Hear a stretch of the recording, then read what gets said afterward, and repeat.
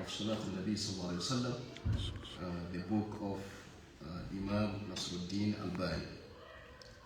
Last time we left on, I'm trying to find the pages, 1 second.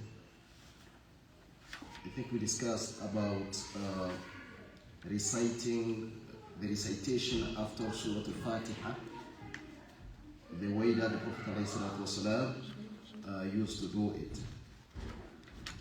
So now the next chapter is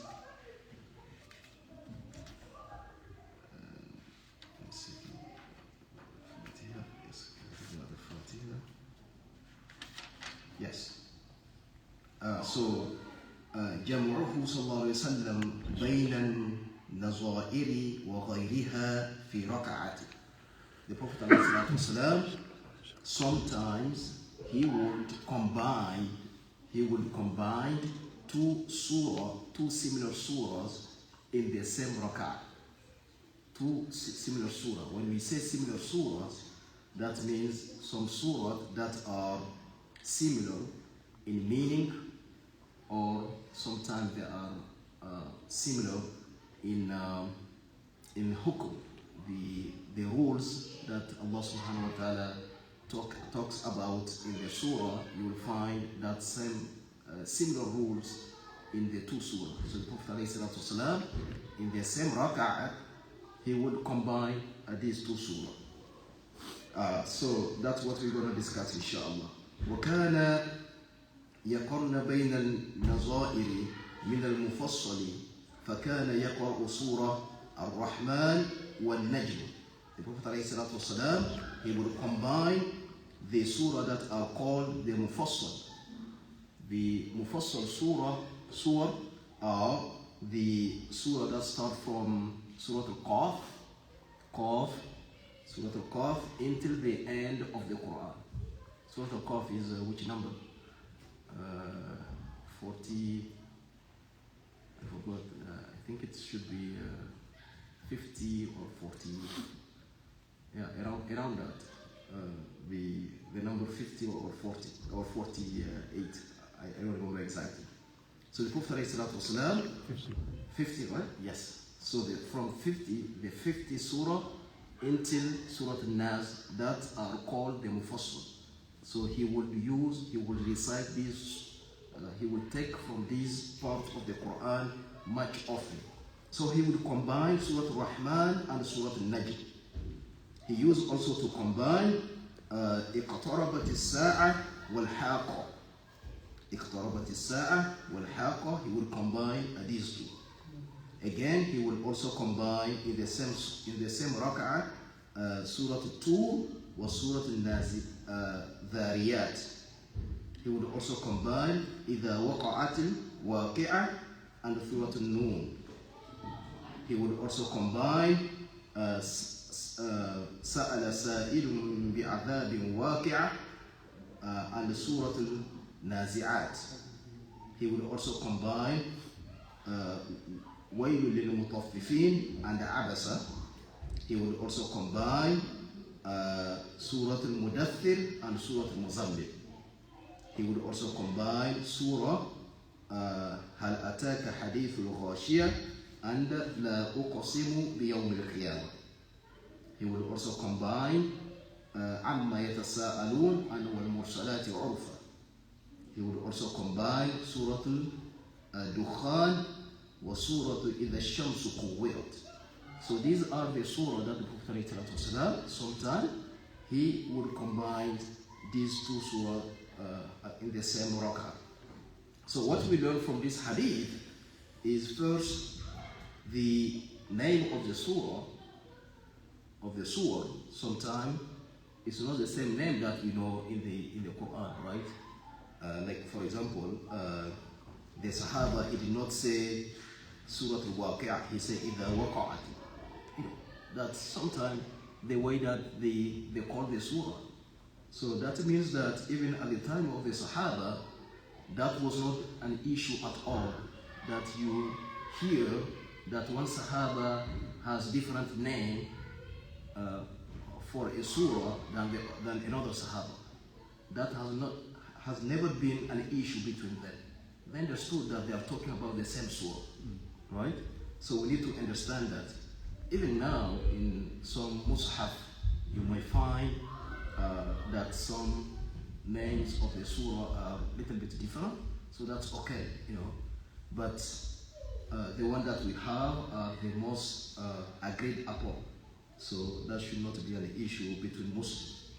And second, we can learn that in the combination of the surah, the Prophet ﷺ, sometimes he doesn't follow the order of the surah in the Quran. Right? For example, the example of Surah Al-Tur was Surah Al-Zariyat. I think Surah Al-Zariyat comes first and then Surah Al-Tur. But the Prophet ﷺ, he would recite Surah Al-Tur first and then Zariyat. So, without any issue for that. And if we take the example of, Surah Al-Wayl al-Mutaffifin and the Abasa. The Prophet ﷺ will recite Wayl al-Mutaffifin first and the Abasa, in the same rak'ah. So many examples that from a hadith that the Prophet ﷺ, sometimes he doesn't follow that order. Even though that we know that in Mazhab Imam Malik and Abu Hanifa, they are very strong in following the order of the surah in the Quran. But it's not even a makruh if you don't do that. It's okay if you don't do that, right? Inshallah. What is makruh is the tankis and the ayat.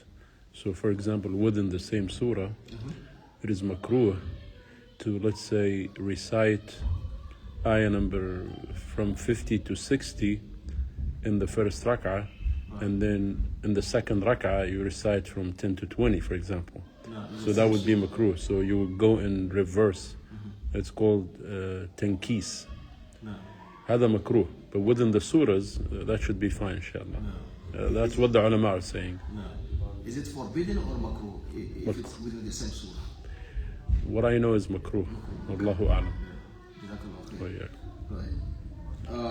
The next hadith, وكان إذا قرأ وكان أحيانا يجمع بين السورة من السبع طوال كالبقرة والنساء والآل عمران في ركعة واحدة من صلاة الليل كما سيأتي وكان يقول أفضل الصلاة طوال القيام.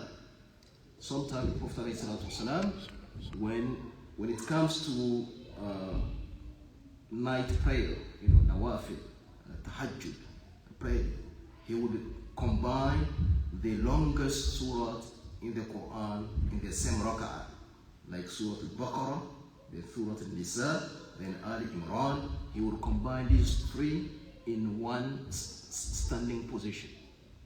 And even in this hadith, we can see the order. He recited Surah Al-Baqarah first. What comes after Surah Al-Baqarah? Al-Imran, right? But he recited after Baqarah Surah Al-Nisa. And then in third position, he recited Al-Imran. So that is fine as well. So he did that, but this is not in regular prayer, right? This is in night prayer, in tahajjud. When you do it by yourself, you can do whatever you want. And he says, sallallahu alaihi wasallam, that the best prayer, meaning prayer in, especially when it comes to night prayer, is a prayer that is long, that is, if you make it longer, you get more ajr. وكان إذا قرأ أليس ذلك بقادر على أن يحيي الموتى قال سبحانك فبلى. And sometimes when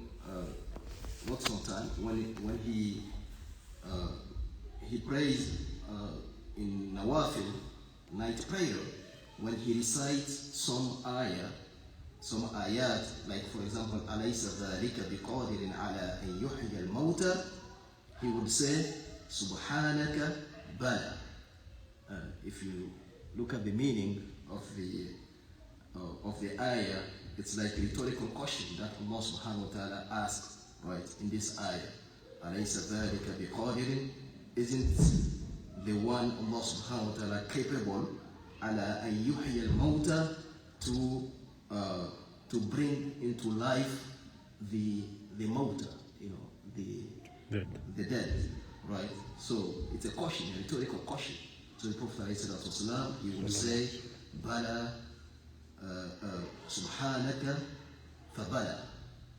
Or Subhanaka,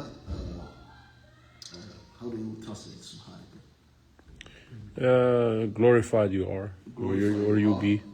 Now, yeah. And Bala, indeed you are capable of doing that. وَإِذَا قَرَأَ سَبِّحِ اسْمَ رَبِّكَ الْأَعْلَى, when he recites سَبِّحِ اسْمَ رَبِّكَ الْأَعْلَى, he would respond as well, Subhana Rabbi al-A'la. Subhana Rabbi al-A'la, after reciting the first ayah of Sabbih Isma Rabbika al-A'la. So that's also in Nawafil prayer. But when it comes to the obligation prayer, you don't do that. You just recite the surah. But would that invalidate the salah? Because sometimes, as an imam, when you recite Surah Al-Teen, for example, what is the last ayah in Surah Al-Teen? لقد خلقنا الإنسان في أحسن تقويم ثم جعلنا أسفل سافلين أليس ذلك أليس الله بأحكم الحاكمين. So someone might say بلى وهو على كل شيء قدير, or just بلى. Would that invalidate the salah? I'll let you respond to that. No, the answer is no, it does not. But yeah, as Sheikh Abu Bakr said, you would say it in Salat al-Nafil, but not Salat al-Faridah. But if you say it in Salat al-Faridah, this should not invalidate your salah. I remember one time, one brother was praying and he made a mistake in one ayah he was reciting. So we corrected him. So he said, sorry. He was praying as an imam. He was not the regular imam, but he said sorry. And then he corrected himself based on the corrections that we gave him. Does that invalidate his salah? No, it doesn't. Because it was unintentional, SubhanAllah, some people would just, when they make mistakes, they would just unintentionally say sorry. Jazakallah khairan.